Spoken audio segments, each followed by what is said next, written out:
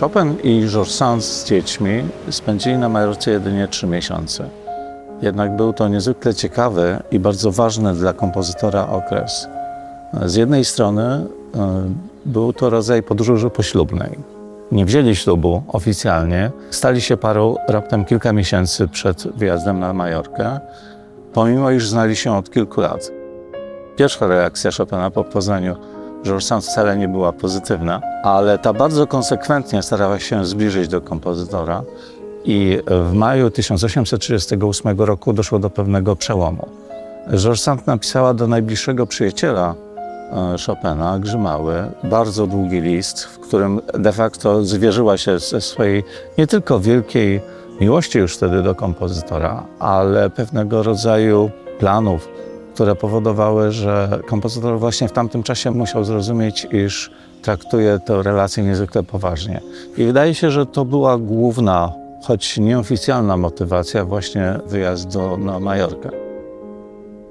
Zgodnie z nieco bardziej oficjalną korespondencją, Georges Sand poszukiwała miejsca, w którym spędziłaby ze swoim synem przede wszystkim zimę w łagodnym klimacie, ponieważ Maurice Sand, wtedy 14-15-letni młodzieniec, cierpiał na reumatyzm. Ale wiemy dobrze, że również konsultowała się z lekarzem Chopina, aby dowiedzieć się, czy właśnie pobyt na Majorce byłby dla jego zdrowia korzystny, i ta odpowiedź była jak najbardziej pozytywna. Para wylądowała w Palmie na Majorce w pierwszej połowie listopada. Jest to właściwie rodzaj łagodnego lata. Zatem dla Chopina, przyzwyczajonego do klimatu paryskiego, kiedy w listopadzie już jest dosyć wilgotno i zimno, było to niezwykłym odkryciem. Z listów kompozytora emanuje wręcz eksplozja szczęścia.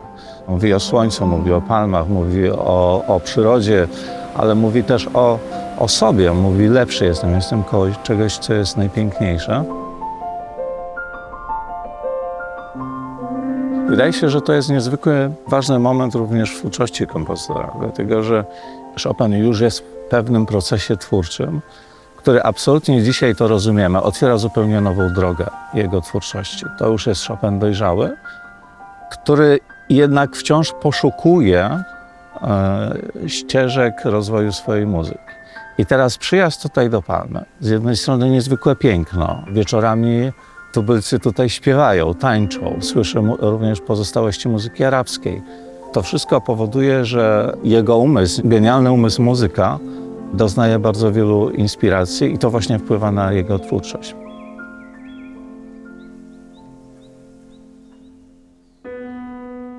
Pobyt na Majorce to oczywiście nie jedynie idylla. Nagłe deszcze, spadek temperatury to spowodowało, że Chopin bardzo szybko zapadł na zdrowie. Sytuacja była bardzo poważna, na tyle, że uznano go za suchotyka. I to był właściwie bardzo dramatyczny zwrot w ich pobycie na Majorce, dlatego że wyrzucono ich z Palmy. Wyrzucono ich z domu, w którym mieszkali, nie mogli znaleźć miejsca, musieli zapłacić za spalenie rzeczy, których Chopin dotykał, między innymi łóżka, i szukali miejsca do kontynuowania jakiejkolwiek egzystencji tutaj na Majorce. Wtedy właśnie znaleźli opuszczony klasztor Kartuzów w Valdemozie. Zaproponowano im to miejsce. W Hiszpanii wtedy traktowano gruźlicę mniej więcej podobnie jak cholerę czy dżumę.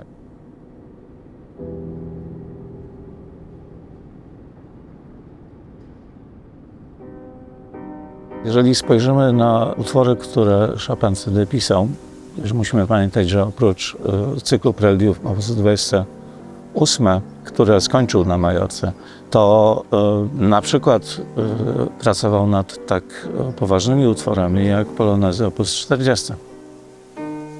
I drugi polonez C-moll, również przesiąknięty jest, można powiedzieć, takimi repetycjami, powtarzającymi się akordami, powtarzającymi się dźwiękami, które z jednej strony możemy rozumieć w sposób czysto muzyczny, gdyż jest to rytm polonezowy, jest to rytm marszowy, prawda? Przy czym mamy do czynienia Jest absolutnie unikatowym dla Chopina typem poloneza, gdyż jest to utwór niezwykle ponury. To już od pierwszych dźwięków poloneza C-moll widzimy, że Chopin chce dyskutować, że Chopin chce się przeciwstawić temu idiomowi gatunkowemu, że Chopin chce powiedzieć coś bardzo ważnego.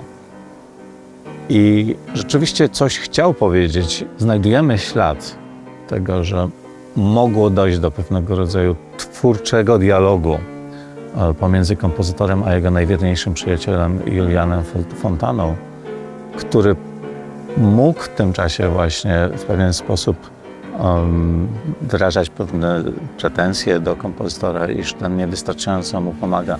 On żył w takim przeświadczeniu, iż Chopin nie docenia jego talentu, a jednocześnie nigdy nie przestał być mu niezwykle wiernym właśnie przyjacielem, najwierniejszym przyjacielem. To właściwie mu pisze, że odpowiedź na list Fontany znajdzie w tym polonezie. On wie, Chopin, o sobie, że nikomu nic nie potrafi dać, ale że on sam z sobą też się bardzo męczy. Ta złożoność psychiki Chopina, ta zmienność jego nastroju, dlatego że mamy do czynienia z jednej strony właśnie z tym zachwytem, który się powtarza mimo deszczu, mimo zimna. Z drugiej strony mamy do czynienia ze zmaganiem, dlatego że Chopin tutaj na Majorce ociera się o śmierć. Widać te nastroje bardzo ponure, ale przebija przez nie niezwykła energia. Witalność twórcza tutaj osiąga apogeum.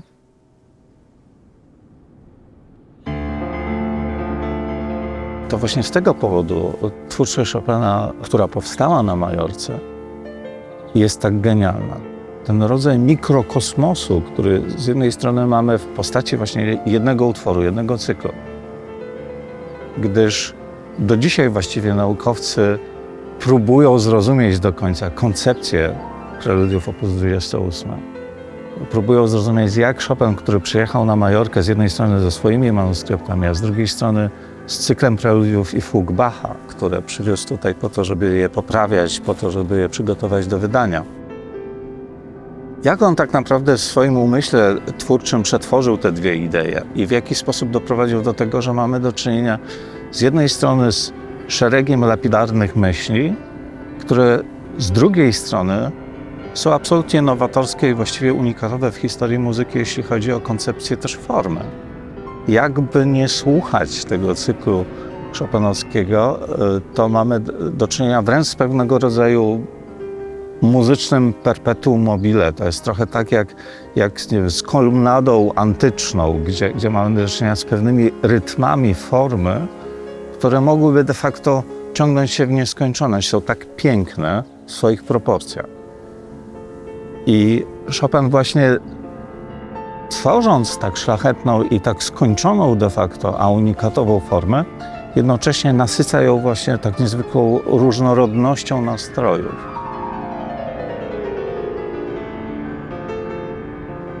Tutaj na Majorce jedynie w ciągu 3 miesięcy syntetyzuje swoje twórcze możliwości. Na pewno przechodzi do nowego etapu swojej twórczości.